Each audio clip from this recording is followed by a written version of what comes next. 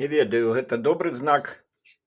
Спадзяюся, заляцеў матылёк у маю запалярную канурку.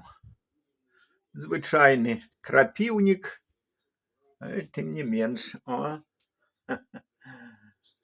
кажуць, дрэнна, калі птушка залятае, а калі матылёк, можа, гэта і добры знак. Мгм, мгм. Так, паляцеў назад да вакна. Мгм. Ну, знойдзеш ты выхад да вакна. Ну што, выпускаем яго?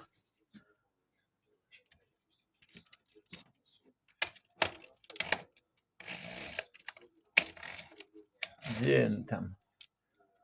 Трэба яго выпусціць, так?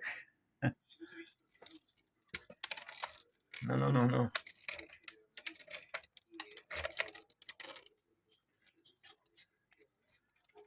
О, вылазь, вылетай.